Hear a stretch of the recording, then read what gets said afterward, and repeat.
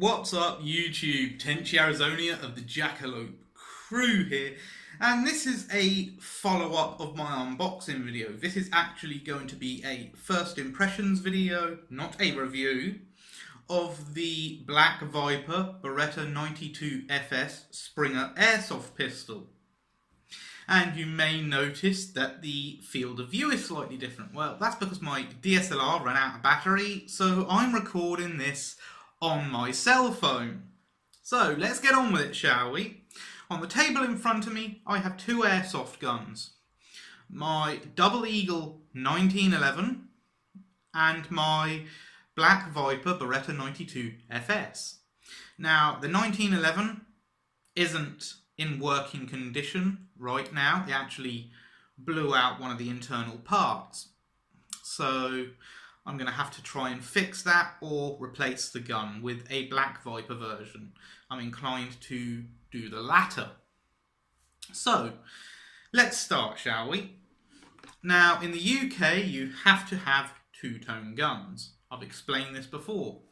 This is the Double Eagle 1911, and this here is my Blackviper Beretta 92 FS. Both guns are empty. So, what are the differences aside from the colour? Well, this gun is a lot lighter. Even with the magazines in it is a lot lighter. And that is because most of the parts, apart from the springs, are plastic. So, I'm going to take this out of the picture now, put it down to one side, so we can focus on this. Now, what you will immediately notice on this is it can be taken down via this little pin here. Now, this pin is actually locked in place by a smaller pin on the opposite side.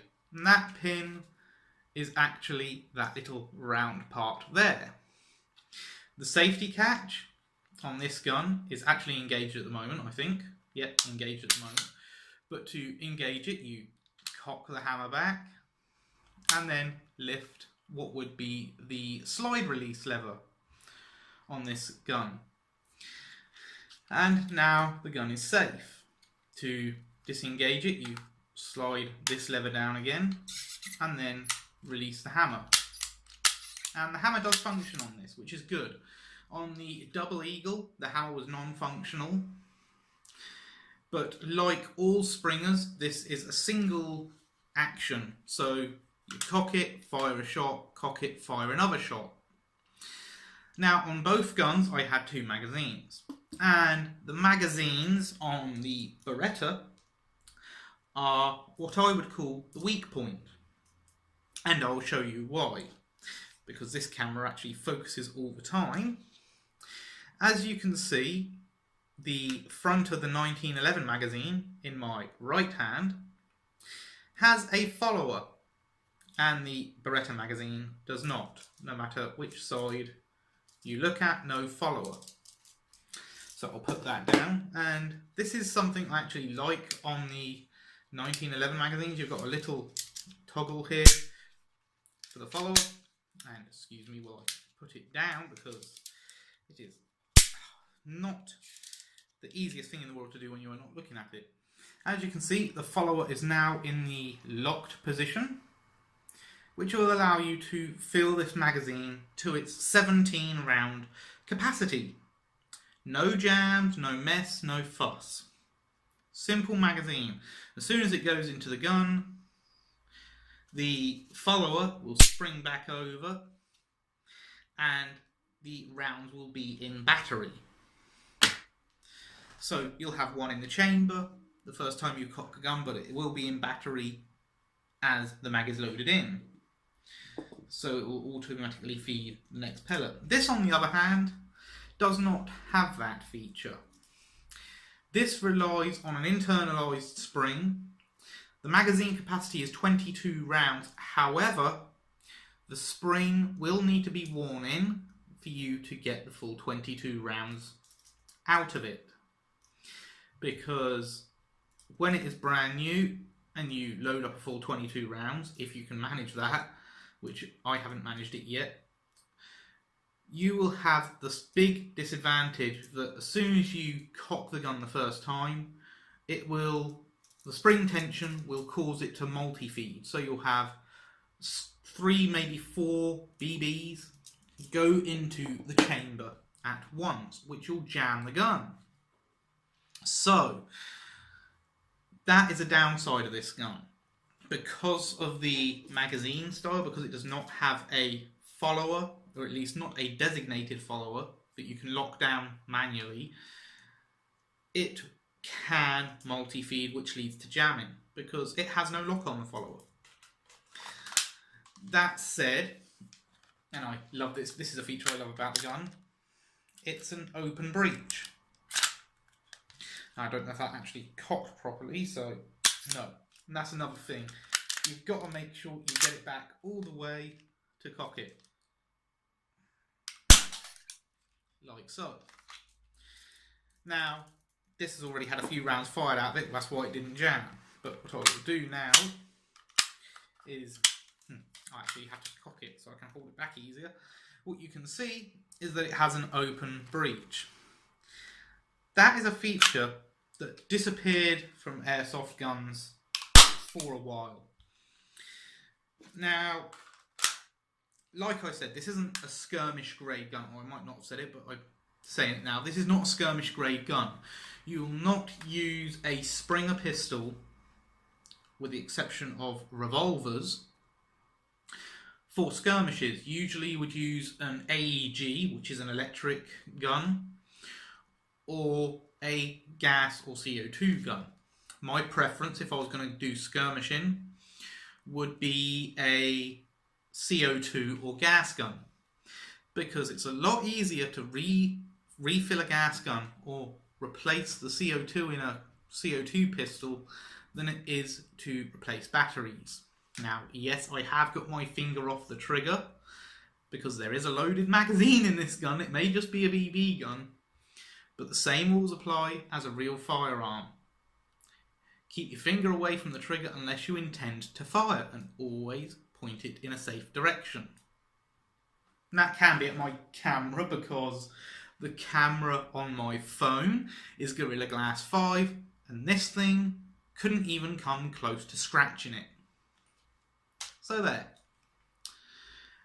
That said, I would like to reiterate that this is a nice, refreshing change from the usual BB guns in the UK, being that 1, it can be stripped for maintenance, 2, it has an open breech, and 3, there's no fucking irritating bright colours on it.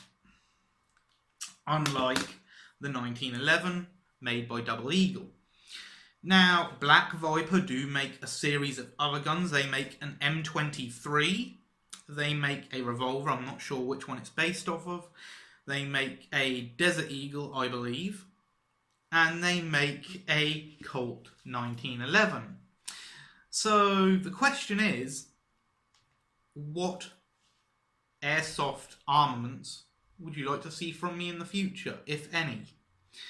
Now, obviously, the reason I'm doing this one is because in the UK I can't get actual firearms, but this being a 1:1 scale replica, I could get a holster for it and do some holster reviews.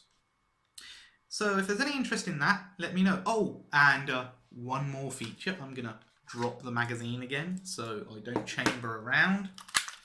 And look at that. The follower here is metal. Yeah, the follower for the return spring is metal in this gun.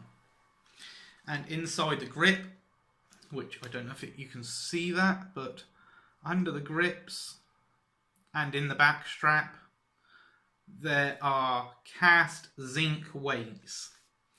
The grips are replaceable, which is also refreshing, and they are proper screws in the grips. They're not just grips you pop off with a screwdriver, which is ironic considering that's how the grips on most cheaper airsoft guns are. That said, this isn't a very expensive airsoft gun.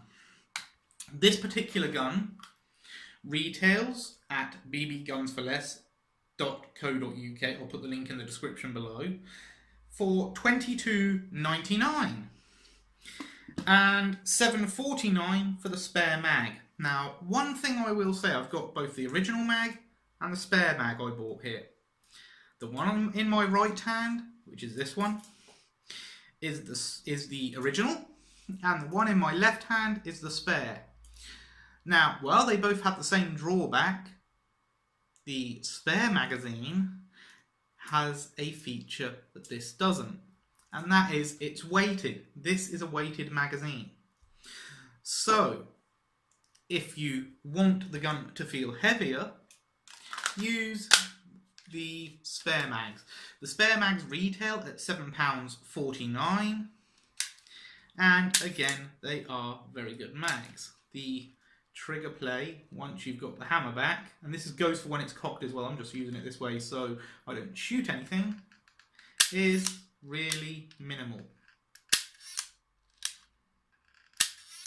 About a millimetre, maybe even less than a millimetre of play when it is back. No, about 2 mils actually. I tell a lie, there's 2 mils and about 2-3 mils of play there. But yes, very nice trigger on this for an airsoft gun. And that's pretty much all I can say about it. Because, as I said, I haven't got many rounds through this yet. I've probably got 50 rounds through this. So about 2.5-3 mags. But the sight picture is nice. And I don't know if you can actually see the sight picture. It's kind of awkward. There you go. And yes, I'm aware it's pointing at me. But there's nothing on the trigger, so it can't go off. So, relatively good sight picture. Very good weight.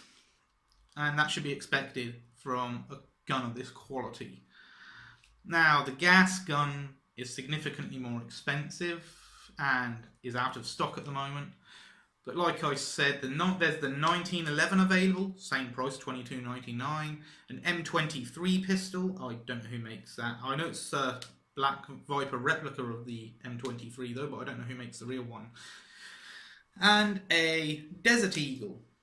Again, all springers, though the 1911 and this gun, as well as the Desert Eagle, come in an electric variant. I chose the Springer variant because it has the more realistic magazine. The magazines for the electrics are kind of like bananas. Very, very skinny bananas. Anyway, that's pretty much all I can say about this gun at this point, as I haven't had too much time with it. But first impressions are this is a lovely piece. I love how it fits in my hand. It's not oversized like some other airsoft guns. It does even have a lanyard loop right here, which I believe is also on the real 92FS, as the 92FS was designed as a military/police sidearm, and they generally had a decorative lanyard on the gun and holster with their dress uniforms.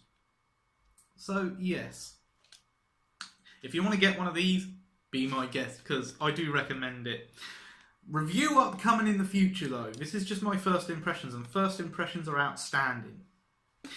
Anyway, that's all for now. If you like it, please subscribe, comment and share. And remember, be good to each other.